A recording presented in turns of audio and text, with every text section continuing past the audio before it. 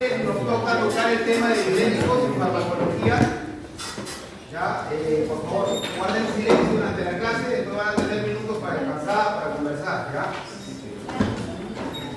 Los diuréticos en el ámbito de la medicina, netamente en el ámbito de la farmacología, son de suma importancia, tanto para un tratamiento médico que se hace extrahospitalario, en este caso podríamos usar diuréticos en una hipertensión arterial, como en un tratamiento de emergencia, ¿no? Que básicamente yo lo veo diario, un tratamiento de una patología cardíaca que esté sobreagregada, como una insuficiencia cardíaca, un tratamiento en sala de operaciones de un paciente que esté con un edema agudo del pulmón, en el cual de alguna forma quiere retirar líquido de su cuerpo, ¿correcto? Y un tratamiento también, por qué no decirlo, en unidad de cuidados intensivos, en un paciente que está con falla renal, que sus riñones no sirven, que no pueden de alguna forma filtrar agua y electrolitos, y de alguna forma tenemos que darle un empuje con un fármaco para que pueda miccionar, ¿no?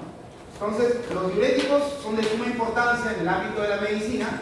Hay diferentes grupos farmacológicos de diuréticos, ¿no? El tema que nos toca hoy día es diuréticos osmóticos, diacídicos, de asa, ahorradores de potasio, inhibidores de la anhidrasa carbónica, antagonistas de la aldosterona, estimulantes del flujo sanguíneo renal, en general, todos, ¿no? Todos los diuréticos que se conocen actualmente en la farmacología. Vamos a hablar sobre su mecanismo de acción, su clasificación, efectos terapéuticos y también los efectos adversos. Entonces, los objetivos de esta clase, chicos, es describir, analizar la fisiología renal. Hay ciertos puntos que ustedes como médicos, futuros médicos, tienen que conocer. ¿Cómo yo puedo saber el estado, doctor, renal de mi paciente, ¿no? ¿Cómo puedo saber el estado renal de mi mamá, de mi papá? Y para eso hay fórmulas, y para eso hay exámenes laboratoriales que hay que pedirlos, y hay que saber interpretar, ¿no? Hay que saber distinguir si es un resultado que no es patológico o un resultado patológico. También el equilibrio del medio interno. Vamos a ver que el riñón es la base más importante del equilibrio hidroelectrolítico del cuerpo, ¿no? Vamos a tener ahí que el sodio, el potasio, el calcio, el cloro, entonces todos los electrolitos más importantes del medio interno del cuerpo van a estar de alguna forma en un balance o una autorregulación por el riñón, ¿no? Y eso netamente vamos a tener que evidenciar de acuerdo a exámenes que vamos a pedir, y obviamente que al pasar el tiempo, todos los que estamos en esta sala vamos a tener un daño renal, ¿no? Vamos a tener un daño renal crónico en el cual de alguna forma el riñón ya no funciona un 100%, ¿sí? Eso se los aseguro, va bajando gradualmente, y de acuerdo a tu vida y de acuerdo a tus hábitos alimentarios vamos a tener un desgaste de la nefrona, la unidad funcional del riñón, y vamos a tener un desequilibrio poco a poco que va a ir calando en nuestro cuerpo, ¿no? Para eso nosotros como médicos tenemos que saber, ¿no? Saber aconsejar, saber tratar. Señalar las características farmacológicas de los diuréticos, comprender su importancia como una herramienta terapéutica en patologías cardiovasculares y renales. Eso sí es verdad. Un riñón que está enfermo, lamentablemente condena a un corazón, ¿no? El corazón se enferma. Y por ende, un corazón que está enfermo, de alguna forma también condena a un riñón a que se enferme. Entonces, órganos blancos como corazón, ¿ya?, y riñón están íntimamente relacionados. ¿Y por qué, doctor, se dañan? ¿Por qué uno si se daña el otro? Porque netamente hay presiones que el corazón, tanto como el riñón, pueden soportar, ¿no? Presión, hablamos de una presión arterial, una presión venosa, y en la cual un pequeño desequilibrio estructural o de forma de estos órganos blancos va a calar en el daño netamente de la funcionalidad de estos dos órganos, ¿no? Entonces tenemos que los diuréticos son fármacos que estimulan la excreción renal de agua, de electrolitos, como consecuencia de su acción en el transporte de iones a la nefrona, especialmente el sodio, ¿no? Por ahí siempre se menciona, hay que tener mucho cuidado con el sodio, es que lamentablemente el sodio es un ion íntimamente muy funcional para nuestro organismo, pero en exceso también muy dañino para nuestro riñón, ¿no? Entonces tenemos que tener cuidado al momento de consumir sal, ¿no? Lo habitual, en comidas, en snacks, etc., porque de alguna forma estamos generando crónicamente y silentemente un daño a nuestro riñón, ¿no? Se usan los diuréticos para regular el volumen, la composición, los líquidos corporales en diversas situaciones clínicas, como ya les estaba diciendo, la hipertensión, insuficiencia cardíaca, la insuficiencia renal, síndrome nefrótico, cirrosis, entre otras, ¿no? Vamos a tener que a nivel anatomofisiológico, este riñón va a estar estructuralmente separado por dos grandes, se podría decir, componentes, que es la parte de la corteza renal, ¿ya? Y la parte de la médula renal, como vemos acá. ¿Correcto? Esto básicamente lo coloco como, ya me imagino que ustedes han llevado anatomía, ya saben las partes del riñón, ya saben las estructuras que hay ahí, y la unidad funcional que es la nefrona, ¿no? Que básicamente es a donde van a actuar todos los diuréticos, ¿no? Vamos a tener que hay diferentes partes de la nefrona, ¿sí? Y en cada una de estas, específicamente, hay un fármaco que va a actuar, o va a retener agua, o va a botar potasio, o va a botar sodio, o va a ahorrar potasio, calcio también. Eso ya lo vamos a ver ahorita más adelante, ¿ya, chicos? Entonces, la función más importante del sistema urinario es controlar las concentraciones de volumen sanguíneo. Vamos a regular el pH de la sangre, ¿no? Nosotros tenemos que tener ciertamente un pH neutro, ¿correcto? Y esto va a estar dado por los iones que están recirculando por nuestro cuerpo, ¿no? Mientras más iones ácidos hay que no se puedan depurar, entonces el medio en el cual nos encontramos se vuelve más ácido, ¿no? Y por ende más tóxico. Vamos a eliminar las toxinas, ¿no? La nefrona va a realizar esos procesos, ¿correcto? De purificar la sangre, ¿ya? Y botar lo que ya no se requiere, lo que ya tampoco no se requiere en exceso, y dejar lo necesario, ¿no? La formación de la orina comprende tres etapas principales, que es la filtración glomerular, la reabsorción tubular, la secreción tubular y la excreción. Eso creo que ya lo han visto en fisiología, ya lo llevaron, ¿verdad? Fisiología ya llevaron, chicos, ¿no? Cálculo, correcto. Entonces, en la parte de la nefrona tenemos diferentes estructuras, ¿correcto?, que están relacionadas y que van a tener una función, ¿no? En el túbulo contorneado proximal, pregunta de examen este cuadrito, por si acaso les voy diciendo, el 99% de la glucosa se reabsorbe, ¿ya?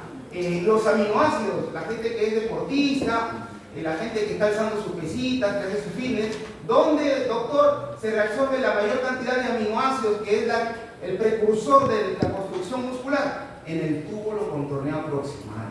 ¿Correcto, chicos? También tenemos ahí un gran porcentaje del sodio, del potasio, del bicarbonato, del calcio y el magnesio, que también se van a reabsorber, ¿correcto? Después tenemos ahí que también se puede dar y se da la reabsorción de agua, ¿correcto? Y la secreción de algunos compuestos, como lo vemos acá. El asa de Henle delgada es impermeable, ¿correcto?, a la reabsorción de solutos, pero no a la reabsorción de agua. El asa de Henle gruesa es muy importante. Vamos a ver más adelante que en el asa de Henle gruesa, en la parte ascendente, va a haber un fármaco muy importante que ya lo voy a nombrar en este momento, que es furosemida, que se usa en emergencia, que nos va a ayudar mucho a eliminar agua, ¿correcto?, aparte de otros electrolitos. En el túbulo contorneado distal también ahí tenemos la reabsorción de sodio y cloro, ¿correcto? Y en el túbulo colector de sodio, por acción de la aldosterona. Acá hay un cuadro importante, netamente me baso en un cuadro para que ustedes puedan entenderlo y puedan repasarlo y no estén las cosas dispersas, ¿correcto? Entonces tenemos en el túbulo contorneado proximal, la reabsorción va a ser de un 65% de sodio, potasio, calcio, ¿correcto? También estábamos hablando ahí en el cuadro de magnesio, el 85% del bicarbonato nos va a ayudar también a ser reabsorbido en esta porción de la nefrona. Ahora, ¿por qué es importante el bicarbonato? Dirán ustedes, ¿no? Doctor, ¿alguno sabe por qué es importante el bicarbonato, chicos? El equilibrio ácido-base. El equilibrio ácido-base. ¿Qué hace el bicarbonato en el cuerpo? ¿Qué nos permite hacer? Reduce la cantidad de... ¿Perdón? ¿Voz alta? El bicarbonato reduce los hidrogeniones. Y por ende nos va a ayudar a subir el pH. A subir el pH. Mientras los hidrogeniones son ácidos, el bicarbonato hace como un balance para que nuestro medio sea un medio básico. Correcto. Y el medio básico es un medio compatible y adecuado para la vida. Nunca se olviden, chicos. Yo en medicina crítica, cuando estoy con un paciente que está chancado, que está moribundo, siempre tengo que ver mi bicarbonato, ¿no?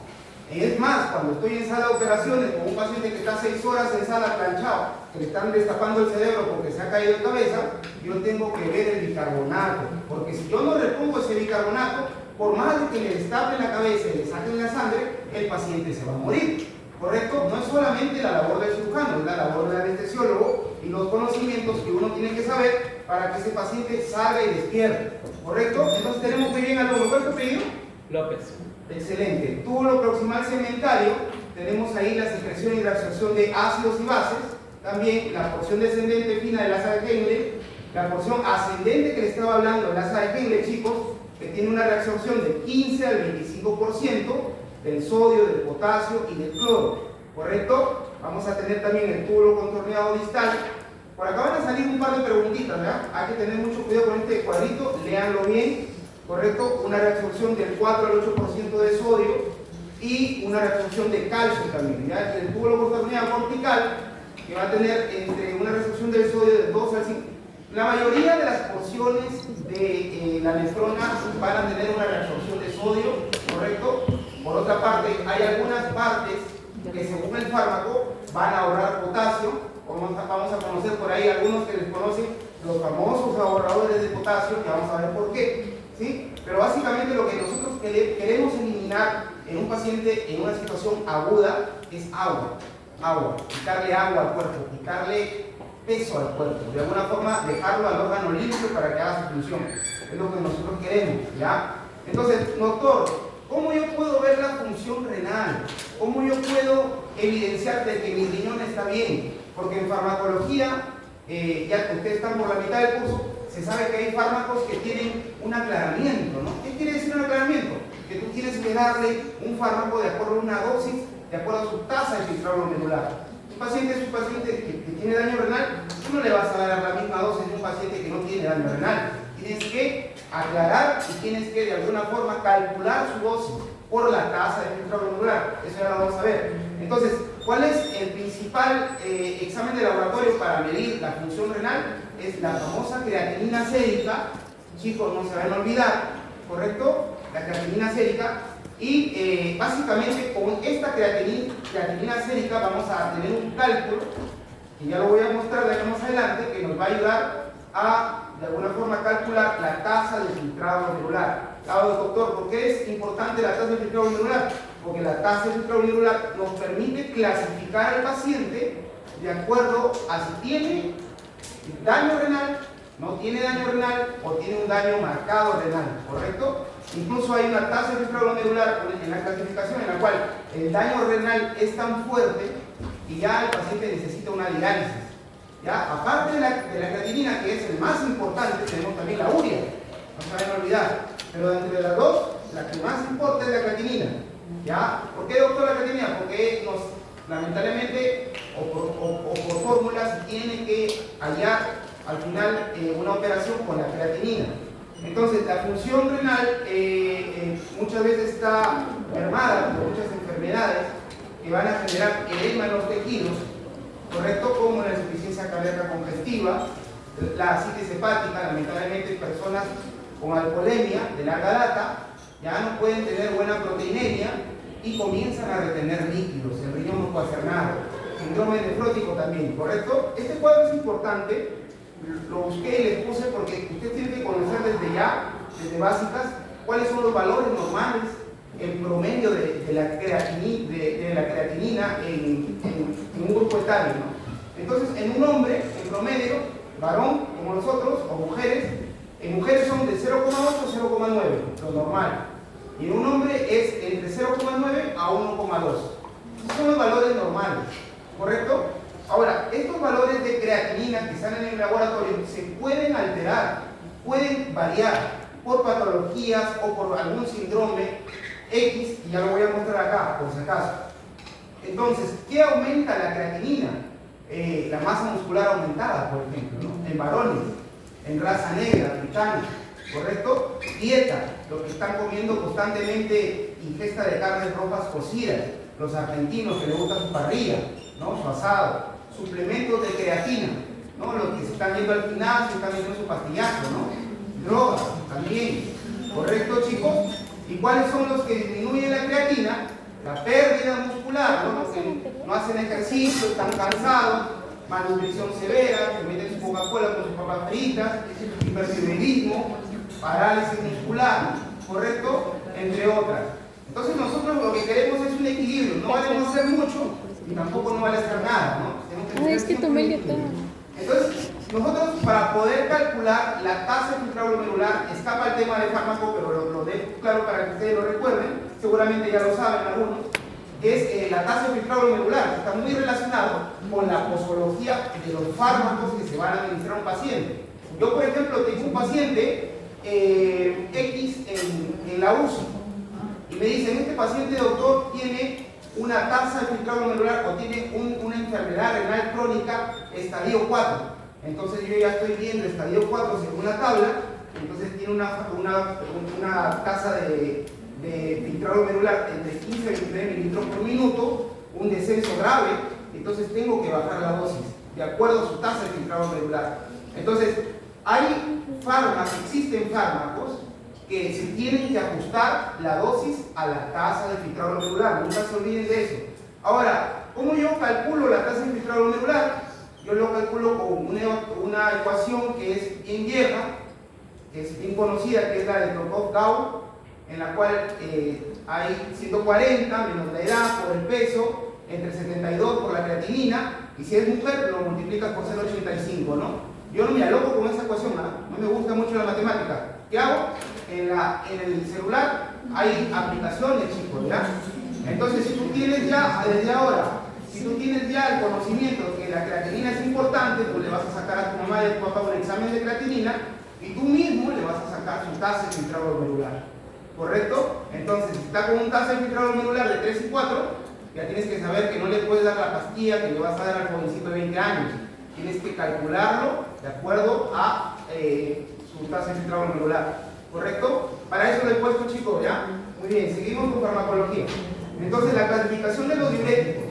La clasificación de los diuréticos es importante, ¿por qué? Porque nos va a ubicar en la nefrona la forma en la cual va a actuar, ¿correcto? Entonces, tenemos aquí fármacos, entre comillas, más famosos, que actúan en diferentes porciones de la nefrona, ¿no? En el túbulo proximal, por ejemplo, la acetazolamida, pregunta el examen, inhibición reversible de la amigrasa carbónica. En el asa de Henle, ¿cuáles son los más famosos?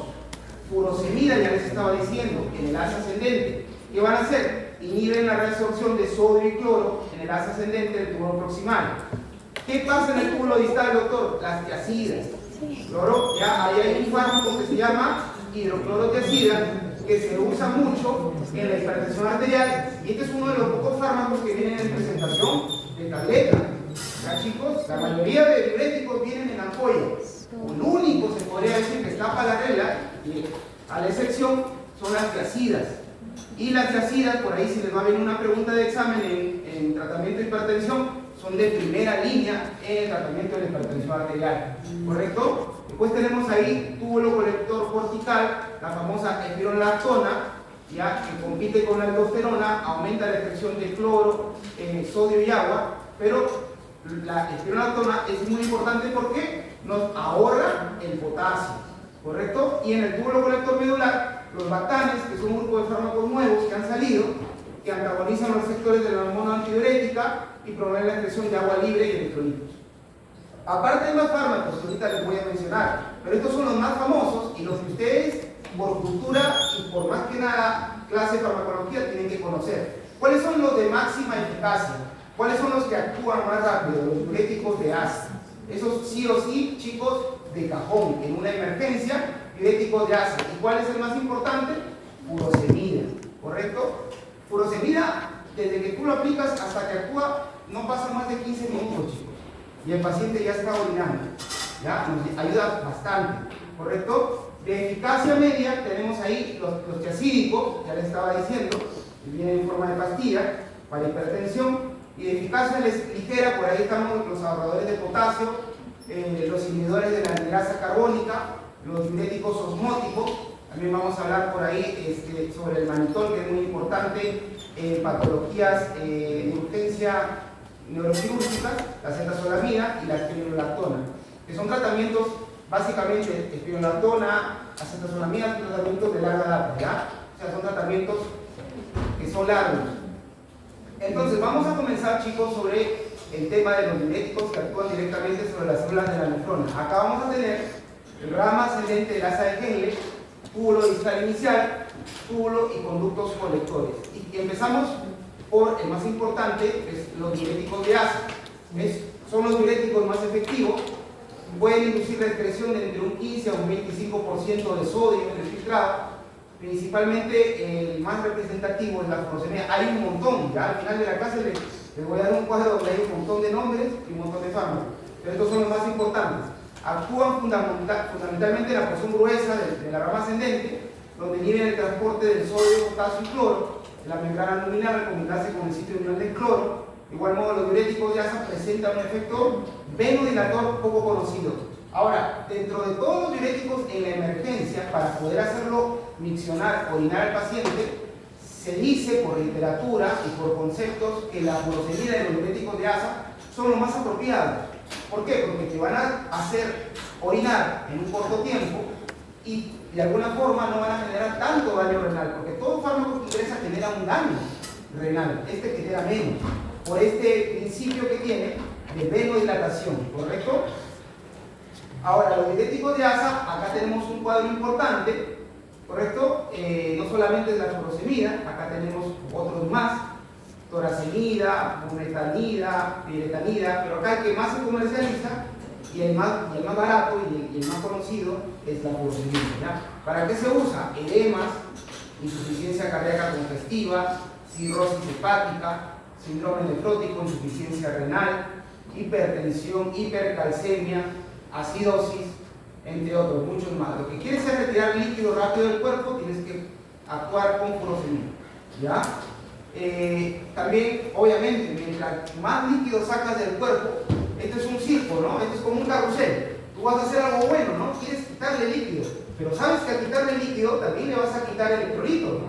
Entonces tú tienes que controlar cuántos electrolitos le vas a quitar. Porque si el paciente está con hiponatremia, tú lo matas al paciente con la furosemida. Entonces tienes que saber sopesar delicadamente, como si estuvieras acariciando a tu pareja, tendrías tú que sopesar cuánto le vas a dar de dosis, ¿correcto? Entonces vamos a tener ahí que los efectos adversos es la hipovolemia, la hiponatremia, ¿correcto? La hipopotasemia, la alcalosis hipoclorémica, ya hay un montón, chicos, miren, hipocalcemia, hiperglucemia, hiperlipidemia, XXYZ, ¿ya? Entonces la aplicación clínica de estos es, los diuréticos de asa se utilizan de forma cautelosa, ¿correcto? Obviamente, si te vas a meter a usar furosemida, tienes que tener al costado de la furosemida un laboratorio que sea competente y que sea rápido. ¿Cuál es el examen que vas a sacar al momento de utilizar furosemida? El análisis de gases arteriales, que es el famoso AGA. ¿Ya? Nunca se olviden de eso, ¿ya? El AGA es un análisis en el cual se extrae unos mililitros de sangre arterial, ¿correcto? En este caso de la arteria radial, algunos seguro no saben, y se analiza en una máquina en la cual te ve cuánto tiene de pH, cuánto tiene de bicarbonato, cuánto tiene de oxígeno en la sangre, cuánto tiene de electrolitos importantes como son el cloro, el potasio y el bicarbonato, todos los más importantes. Entonces, mientras vas trabajando con ese fármaco, vas de alguna forma también haciendo tu agua, ¿correcto? Como les dije, chicos, importante el edema agudo del pulmón, y yo lo he visto, pacientes que me llegan mal controlados en una emergencia, que van a pasar a sala de operaciones, paciente por ejemplo chocado, se accidentó el paciente, ¿no? Estuvo por ahí, por la pradera y salió volando, ¿no? En la moto lineal. Llegó a la emergencia, y en la emergencia un médico general no supo controlar bien su volemia, está perdiendo sangre, hay que meterle bastante cloruro para estabilizarlo, está hipotenso, y le metió 4 o 5 litros de cloruro, ¿no? Lo mató más, ¿no? De lo que estaba muerto, ¿no? Entonces, y encima que lo mató más, me lo pasan a sala de operaciones para que yo haga milagros, ¿no? Entonces es así, ¿no? Entonces llega a sala de operaciones, entre comillas el paciente está estable, pero le pongo la anestesia y se descompensó en un segundo. Entonces ahí yo tengo que ver cuántos electrolitos tiene, tengo que corregir el sodio, tengo que corregir el potasio. Si tiene mucho líquido, tengo que usar furosemida, tengo que titular la furosemida, tengo que ver si la furosemida lo está haciendo orinar, cuántos mililitros está orinando por hora, ¿correcto? Y al final de todo eso, el paciente tiene que salvarse, ¿no? Porque si no es mi culpa. Entonces, es así, ¿no? Es así. Hay que tener en cuenta, chicos, que cuando un paciente está en emergencia, y eso es una recomendación que le doy como amigo, no le pase, si está en una situación de shock polémico, eso es una clase aparte, ¿no? No le vayan a estar pasando más de 3 litros, por favor. Con 3 litros ya lo valoraste al paciente, ¿ya? Seguimos. Diuréticos que actúan en el túbulo distal. Seguimos ahí que en el túbulo distal vamos a tener las tiazidas, son menos efectivas que los diuréticos de asa.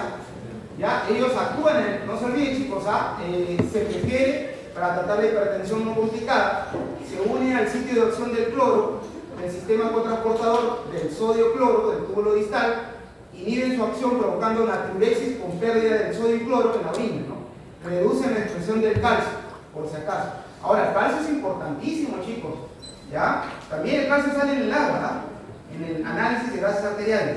¿Y por qué es importante el calcio? Porque si yo tengo un valor negativo de calcio, yo al paciente en cualquier momento, bueno, no, el paciente en cualquier momento puede hacer paro cardíaco, porque el calcio es un ion fundamental para la sístole cardíaca. Ya, chicos, no se van a olvidar eso. Entonces, de las tiazidas tenemos ahí hidroclorotiazida, que es el más importante, que se usa en la hipertensión arterial, y entre otras patologías más que se pueden dar, ¿no? Principalmente lo que son edemas ligeros. Las reacciones adversas, hiponatremia, hipopotasemia, alcalosis hipotolémica, hipertensión arterial, y esas son las reacciones adversas. Y el tratamiento es hipertensión arterial, insuficiencia cardíaca leve, edema resistente grave, ¿correcto? Yo particularmente con las tiazidas no me meto, ¿correcto? Entre otras, diabetes insípida nefrogénica. Ya, pasamos a otro grupo, chicos, los diuréticos ahorradores de potasio. ¿Y cuál es el más conocido y el más famoso acá? Es la espironolactona, ¿no? Es el más famoso, es un antagonista de la aldosterona y actúa netamente excretando sodio y agua, ¿correcto? Y ahorrando lo que es el famoso potasio, ¿correcto? También tenemos inhibidores directos del intercambio sodio-potasio, como el cantereno y la amilorida. Ahora, la espironolactona se puede dar de forma endovenosa, vía oral, ¿correcto? Muy importante en la insuficiencia cardíaca. Una de las contraindicaciones y las interacciones que tiene la espironolactona y estos ahorradores de potasio es que no se pueden dar concomitantes con un dieta, ¿correcto? Porque generan en el paciente hiperpotasemia, que puede ser mortal. Ya a la vez tengo poco potasio, el corazón, hay paro en el corazón. A la vez tengo mucho potasio, también hay paro en el corazón, ¿correcto? Hay que tener en cuenta eso, ¿ya? Entonces por ahí puede venir una preguntita. Cantereno y amilorida, también, chicos, vía oral, también tiene esa peculiaridad que tiene una reacción o interacción con la dieta que puede generar hiperpotasemia. Ya, chicos, no se vayan a olvidar, hiperpotasemia. A propósito, ¿alguno de ustedes sabe cuál es el valor normal del potasio en sangre? A ver, Juliano. Entre 3.5 a 5.5 miligramos por decilitro, no se olviden. ¿Qué pasa si tengo mucho potasio? ¿Me pongo a llorar, doctor? No, ya se muere el paciente con mucho potasio. Si tiene mucho potasio, el paciente, la forma más rápida y la forma más conveniente en una emergencia de poder tratar ese potasio es la diálisis, ¿correcto? La diálisis. Ahora hablamos sobre los diuréticos osmóticos, acá famoso manitol al 20%. Manitol es una sustancia inerte que se filtra en el glomérulo, pero no se reabsorbe en la nefrona, actúa principalmente en la porción permeable del túbulo proximal, rama descendente del asa de Henle, y el principal efecto del manitol, chicos, es el aumento de la cantidad de agua excretada. ¿ya? Y un incremento menor de la expresión de sodio. Particularmente los médicos intensivistas y los médicos especialistas en cuidados y medicina crítica usan el manitol en pacientes que están chocados y que tienen de alguna forma un TEC, un trauma encéfalo-craneal. ¿Por qué? Porque se ha demostrado que el manitol, de alguna forma, al generar que se pierda líquido por la orina, hace que disminuya la PIC, ¿no? La PIC es la presión intracraneal, ¿correcto? Entonces, muy importante. ¿Yo por qué? Porque si tengo un paciente en la emergencia, o ustedes, llego yo, espero que nunca, pero llega alguien que es activo con un TEC, lo primero que ustedes tienen que ver es sacarle sus exámenes para ver que no tenga por ahí sangrecita en el cerebro y aplicarle manitol para bajar esa inflamación cerebral, ¿correcto? Aparte del manitol, hay otro tratamiento también que es la solución solución hipertónica sódica al 3%, que también se da, pero el manitol es mucho más rápido y más efectivo, ¿correcto? Ahora, el manitol lo uso yo en sala de operaciones para cirugías neuroquirúrgicas, ¿no? Cuando me llega un TEC y el paciente va a ser operado, entonces el neurocirujano está ahí con el cerebro, me dice, doctor Walter, por favor, bájame el cerebro, ¿no? Entonces, bájame el cerebro es colocarle manitol y que se absorba el cerebro y que se reduzca. Y yo lo veo como el cerebro está ahí, le pongo manitol y se hace una bolita chiquita. Por si acaso, el cerebro es como una esponja, ¿ya? No tiene el mismo tamaño. Si tú lo colocas un fármaco, puedes reducirlo de tamaño, ¿correcto? Muy bien, chicos. Importante que sepan, manitol. Un azúcar no sale del vaso, perfusión intravenosa del 10 al 20%, filtrado libremente. No se preocupen que si se reduce se vuelve otra vez a expandir, ¿eh? No se queda ahí. Indicaciones: hipertensión intracraneal, hipertensión intraocular. Ya hay que tener mucho cuidado en el manitol en la insuficiencia cardíaca congestiva. ¿Correcto, chicos? Hay que tener mucho cuidado ahí. Y por último, los inhibidores de la ligrasa carbónica. Inhiben la ligrasa carbónica que se encuentra en las células del túbulo renal, acetazolamida, suprimen casi por completo la reabsorción de hidrógeno y el bicarbonato, ¿correcto? Aumenta la eliminación del bicarbonato, consiguiendo la eliminación de cierta forma del sodio y el cloro. Este es un cuadrito pregunta de examen. Pongan atención. ¿Dónde actúan los diuréticos de acuerdo a la zona? La acetazolamida, ¿correcto? La primera parte, compuestos osmóticos, fármacos de enlace al Hengle, las tiazidas, antagonistas de la aldosterona, ya del ADH y de la adenosina. Entonces, acá hay un cuadro, pregunta también de examen. Nuevamente, repito lo mismo: diuréticos osmóticos, manitol. ¿Cuál es el mecanismo de acción? ¿Cuál es su lugar de acción? ¿Correcto? Diuréticos de asa, mecanismos de acción. Lo dejo resumidito, chicos, ya, pepita nomás para que puedan leer. Diuréticos tiacídicos, ya, mecanismos de acción. ¿Qué más tenemos acá?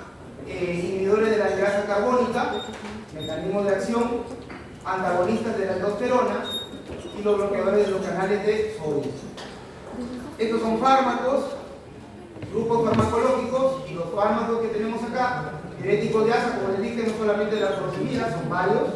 Ahorradores de potasio, también. Muy bien, chicos. Como conclusiones, ya terminamos acá. Silencio. Los diuréticos son medicamentos que aumentan el volumen de orina excretada. La mayoría de los diuréticos son inhibidores de los transportadores de iones renales, disminuyendo la reabsorción de sodio en diferentes partes de la neurona. A ver. Una pregunta: ¿cuánto es la cantidad que nosotros tenemos como equivalentes de sodio en el cuerpo, alumno? ¿Alguno sabe? 142 extracelular. ¿Algo amigo? A ver, en voz alta, a ver, dilo, para que todos aprendan, ¿ah? 141. 141, vas por ahí. Son rangos. 135 a 145. Se acabó. ¿Ya? La eficacia de los diuréticos va a depender de las clases. Ya, los diuréticos se usan más comúnmente para controlar la retención normal de líquidos, edemas, o para controlar la hipertensión o situaciones de emergencia. Gracias, chicos. Bueno, esa es la clase de diuréticos. Yo creo que se sacan 4 de 4 con esta clase que fue corta. 8 por 100.